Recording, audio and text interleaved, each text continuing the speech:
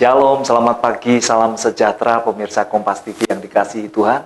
Senang sekali pada pagi hari ini kita bisa bersama-sama lagi di program Jamahannya. Dan saya berharap damai, sejahtera, sukacita dari Anda, dari Tuhan terus mengalir di hati Anda, di rumah Anda, di keluarga Anda masing-masing. Baik, pagi hari ini sudah hadir bersama dengan kami, Pendeta Muda Paul Gunawan dari Yayasan Christoperus Semarang. Kita akan temui beliau. Selamat pagi Pak Paul. Selamat pagi Pak Samuel. Bagaimana kabar Bapak? Wah, luar biasa, sehat, Tuhan berkati. Amin. Baik pemirsa, pagi hari ini mari kita akan siapkan hati jiwa kita untuk mendengar firman Tuhan bersama hambanya Pendeta Muda Paul Gunawan dengan satu tema Christ for all for Christ. Silakan Pak Paul. Selamat pagi para pemirsa Kompas TV. Senang sekali dan sangat bersyukur kepada Tuhan kalau pagi ini boleh berjumpa dengan Bapak Ibu para pemirsa semuanya. Sebelum kita bersama-sama merenungkan firman Tuhan, mari kita berdoa. Bapa di surga, terima kasih untuk waktu ini yang Tuhan berikan kepada kami, sehingga kami boleh ya Tuhan ada bersama-sama di acara Jamahannya di Kompas TV ini. Ya Tuhan, sebelum kami merenungkan firman-Mu, biarlah Engkau akan tolong kami. Kiranya Roh Kudus-Mu berkenan hadir di tengah-tengah kami, menjamah kami, baik hamba-Mu yang berbicara maupun kepada semua pemirsa di tempat masing-masing.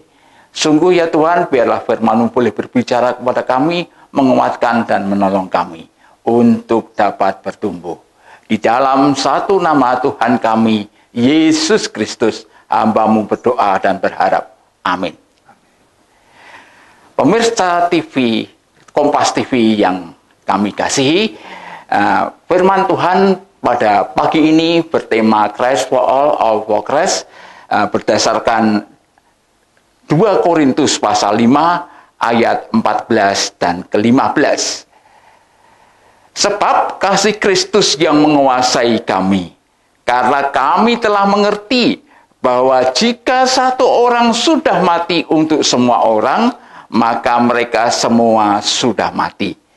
Dan Kristus telah mati untuk semua orang, supaya mereka yang hidup tidak lagi hidup untuk dirinya sendiri, tetapi untuk Dia yang telah mati dan telah dibangkitkan untuk mereka. Sampai demikian jauh bacaan firman Tuhan.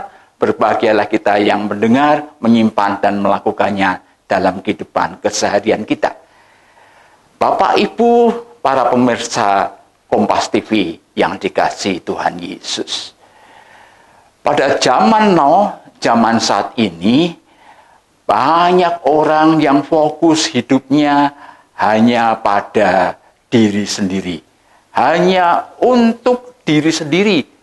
Hanya untuk aku dan aku. Itu dapat kita saksikan dalam kehidupan sehari-hari, yaitu banyaknya orang-orang yang senang dengan selfie, swafoto. Itu sebetulnya menyimpulkan bahwa fokus hidup itu hanya pada diri sendiri. Padahal pemirsa, kalau kita mau menyadari dan mengakuinya bahwa manusia itu makhluk sosial, yang tidak mungkin hidup hanya untuk dirinya sendiri dan dengan dirinya sendiri. Di dalam hidup ini sesungguhnya kita butuh orang lain untuk hidup kita. Nah, Bapak Ibu dan saudara pemirsa, karena itu Rasul Paulus memberi nasihat kepada kita, khususnya pada ayat yang ke-15.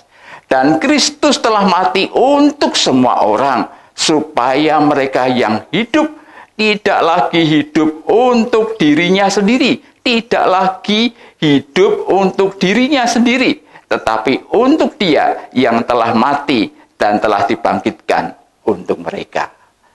Sangat menarik. Nasihat Rasul Paulus ini menjadi dasar dari moto Yayasan Christoperus. Sejak berdirinya, Yayasan Christoperus punya moto pelayanan yang mendasari pelayanan kami, yaitu Christ for all for Christ. Bahwa Kristus telah mati, telah bangkit untuk kita semua. Kristus lahir ke dunia ini untuk menyelamatkan semua manusia, kita semua tanpa terkecuali.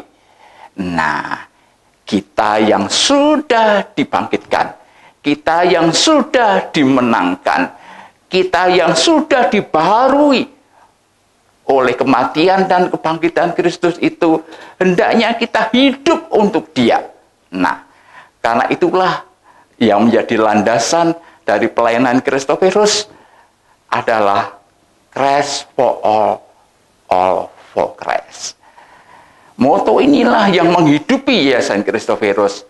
Moto inilah yang membuat Bapak Evangelis Andreas Kristante selaku pendiri dan ketua pembina Yayasan Kristoferus dapat dengan konsisten dan konsekuen menjawab panggilan hidupnya. Bapak, Ibu, dan saudara semua, sesungguhnya kalau kita mengamati moto dari Yayasan Kristoferus, Christ for all for Christ, kita lihat all itu sebagai titik pusatnya. All. Nah, all itu sesungguhnya Bapak Ibu menyimpulkan atau menggambarkan bahwa pelayanan Yayasan Kristoferus itu bersifat holistis. Yayasan Kristoferus bukan hanya menyampaikan firman Tuhan secara langsung, penginjilan secara langsung, tetapi Yayasan Kristoferus itu memperhatikan kebutuhan manusia secara utuh. Karena itu kalau kita lihat saat ini Yayasan Kristoferus itu ada beberapa departemen. Ada departemen diakonia, ada departemen persekutuan biji sesawi, ada departemen media, ada departemen musik, dan ada departemen misi dan pengajaran. Nah, lengkap. Itulah yang menggambarkan pelayanan Kristoferus itu bersifat holistik. Dan hal yang kedua itu menggambarkan bahwa pelayanan Yayasan Kristoferus itu bersifat interdenominasi. Kristoferus itu melayani bersama-sama dengan gereja dan untuk gereja-gereja. Tapi yang menarik pemirsa dan perlu kita catat, Kristoferus itu tidak pernah dan tidak akan mendirikan gereja. Dan maka itu kita lihat all yang kedua. All yang ketiga bahwa Kristoferus itu mengundang semua bangsa, semua suku bangsa, semua gender, semua usia untuk bergabung dengan Yayasan Kristoferus melayani bersama-sama. Itu all-nya. Dan yang keempat, all adalah menggambarkan atau mewakili bahwa Kristoferus itu bersama-sama melayaninya. Kita lakukan segala talenta. Ada talenta yang menyampaikan firman Tuhan, musik, kemudian bagaimana bisa mengajar, menjadi guru-guru Kristen dan sebagainya. Karena itulah saudara-saudara, mari kita bersama-sama menyadari bahwa panggilan hidup kita bukan hanya untuk diri kita sendiri, tetapi untuk Kristus yang telah menyelamatkan kita melalui Yayasan Kristoferus ini. Mari kita melayani bersama-sama melalui Kristoferus ini secara holistik, interdominasi, itu yang perlu kita pegang. Jadi kita melayani Kristus dan semua untuk Kristus, Kristus untuk semua, semua untuk Kristus. Amin. Amin. Puji Tuhan. Pemirsa, menarik sekali karena dari visi yang disampaikan tadi, Christ for all for Christ, ternyata itu juga untuk kita semuanya.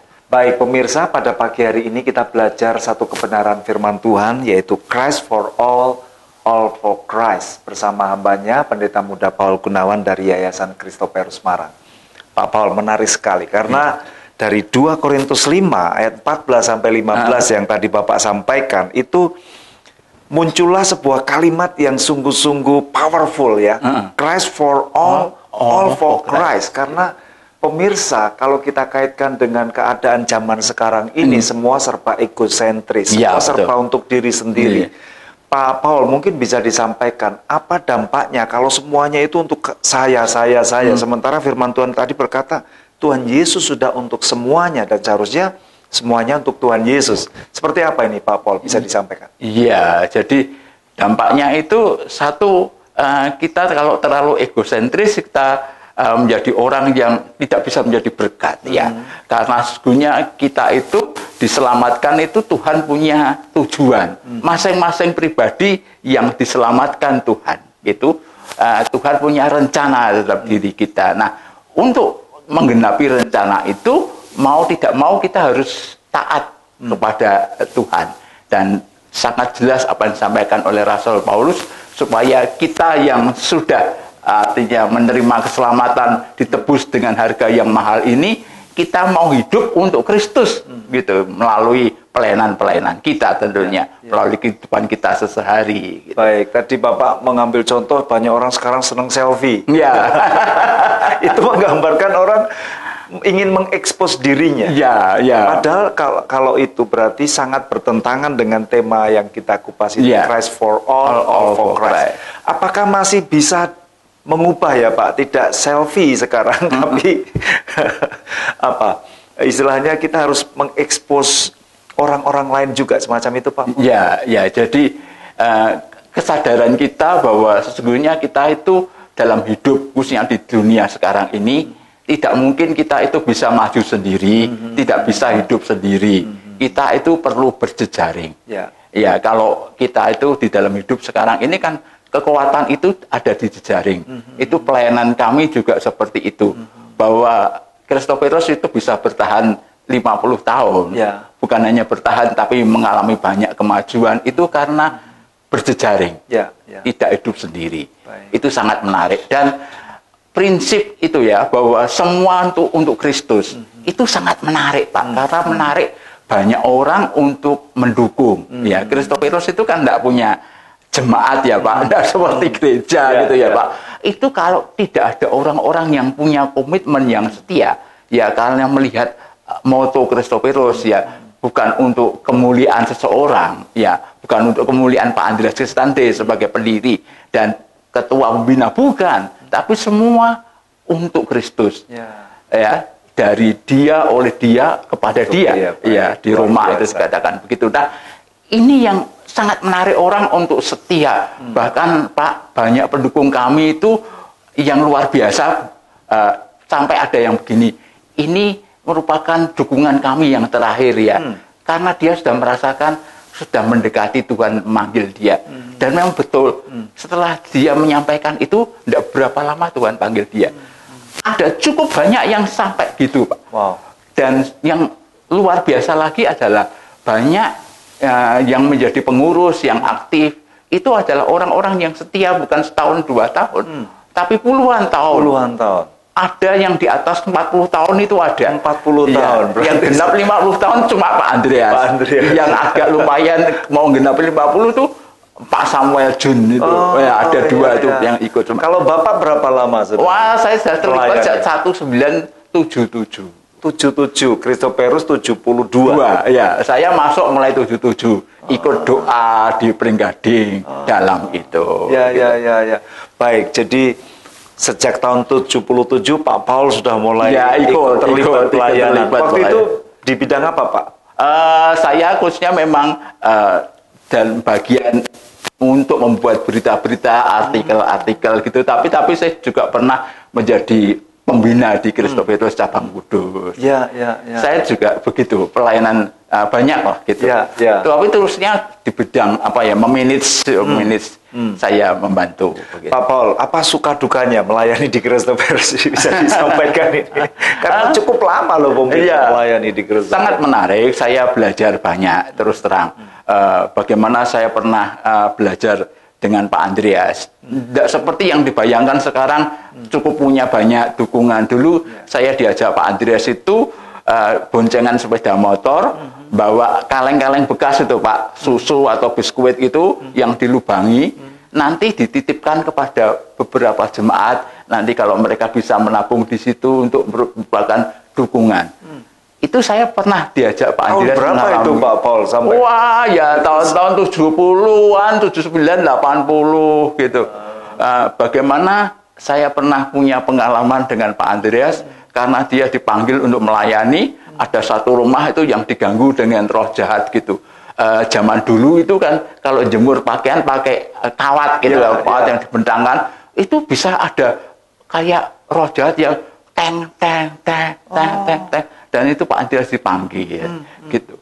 Juga saya belajar juga karena diajak pergi gitu nginjilin orang, penginjilan pribadi, sehingga bagi saya bukan hanya teori aja, tapi saya punya pengalaman bersama-sama dengan beliaunya itu melayani. Bapak mulai bergabung tahun 77. Ya. Apakah Christoperus sudah seperti sekarang? Tentunya tidak ya, Pak.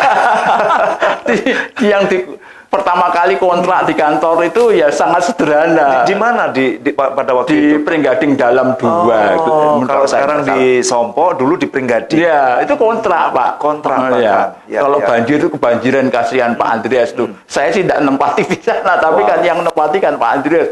Wah, itu bisa dibayangin orang seperti Pak Andreas yang punya buku banyak. Sulitnya. Baik, jadi luar biasa ya di awal-awal Yayasan Christoperus berdiri. Apa pengalaman yang Bapak alami di awal sampai tadi membuat celengan? Ya, celengan itu dan Pak Andreas mengedarkannya sendiri loh. Bagaimana hasilnya waktu itu, Pak? Ya lumayan. Ya nanti 1 bulan diambil gitu, dikumpulkan gitu. Ya. Itu awal-awal caranya sampai sederhana seperti itu, tidak seperti sekarang. Pemirsa, menarik sekali karena untuk belajar sebuah kisah bagaimana sebuah yayasan Christoperus bisa eksis sampai 50 tahun. Ini bukan hal yang mudah. Nah, nanti kita akan belajar tentang Christ for all for Christ yang sudah tadi disampaikan oleh Pendeta Muda Paul Gunawan, bagaimana tentang holistik, interdenominasi, dan bidang-bidang lain yang dilakukan oleh Christoperus. Pemirsa, Anda masih bersama kami di program Jamahannya. Pada saat ini kita mendengarkan satu kebenaran firman Tuhan tentang Christ for all for Christ. Tadi seperti disampaikan oleh Pak Paul bagaimana Yayasan Christoperus di tahun 72, Bapak masuk tahun 77 itu sangat sederhana.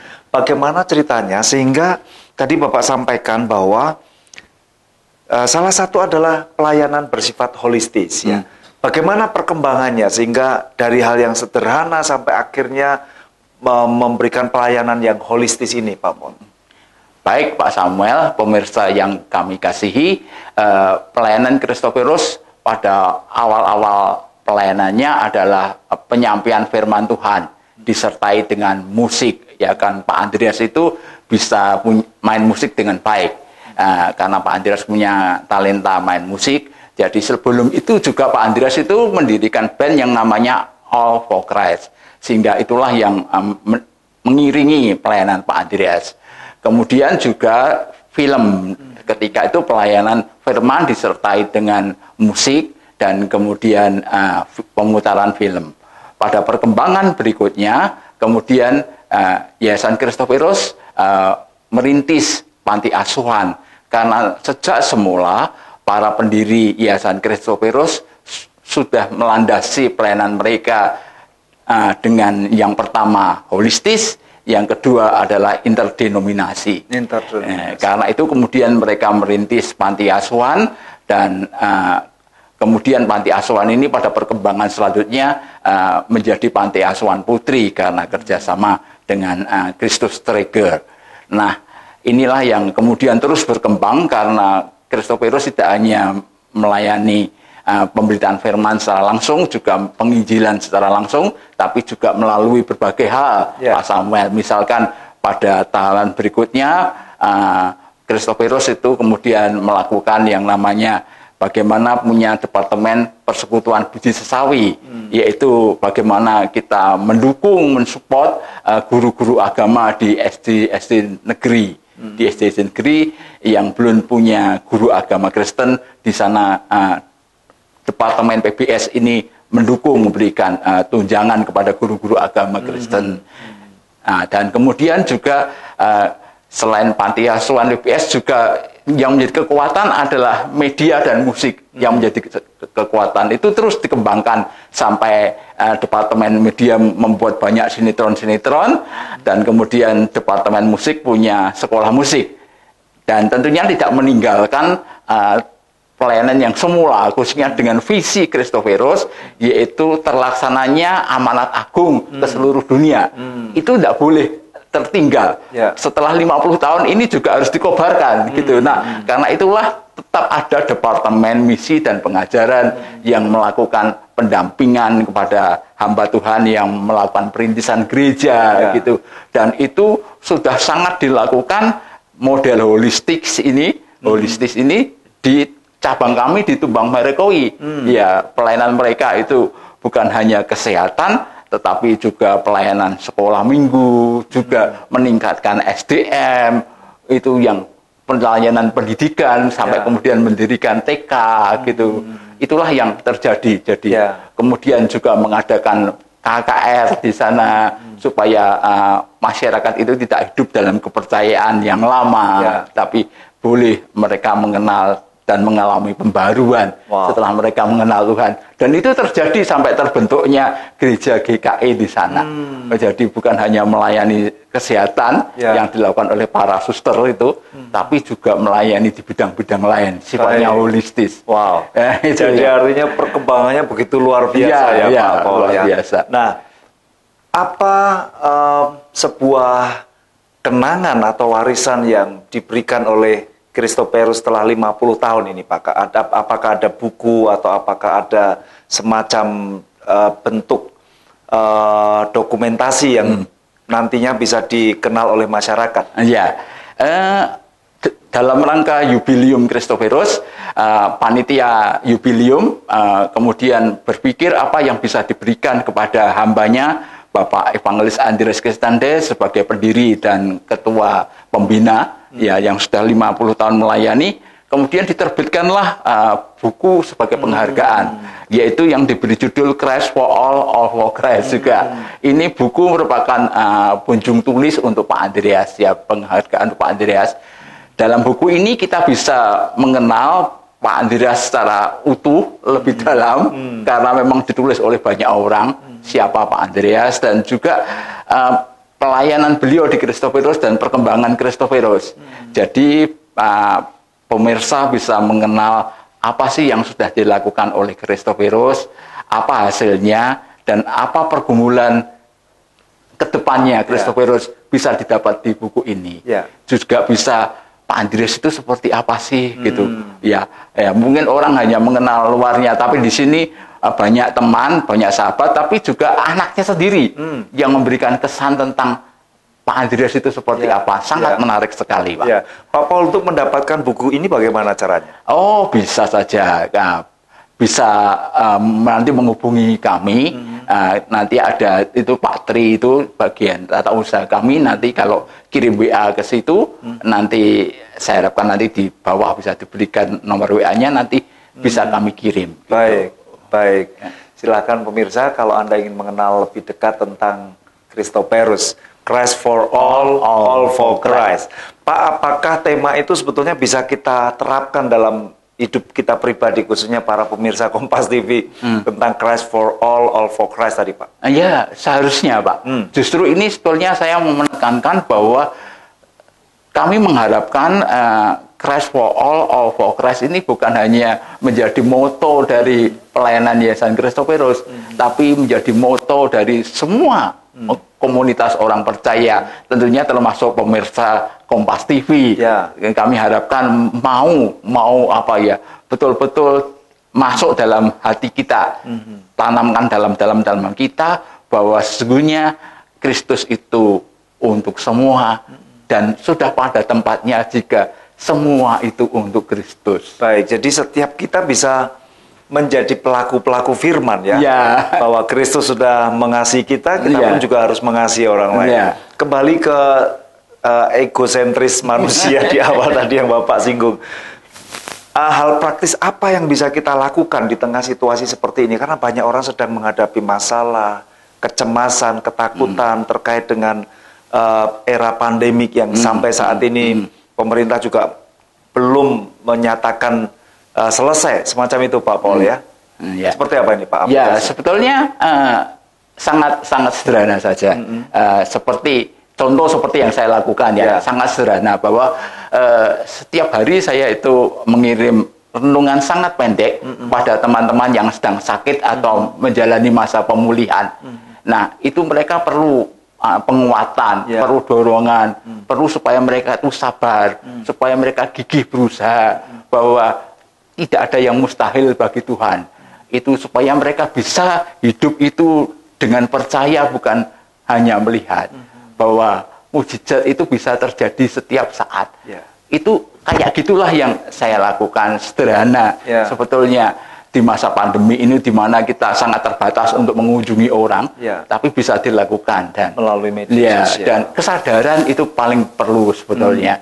Jadi kesadaran itu perlu dalam diri kita bahwa oh, saya sudah diselamatkan oleh Tuhan. Tuhan pasti punya rencana yang baik terhadap diri saya. Amin. Saya mau supaya rencana Tuhan atas diri saya itu tergenapi.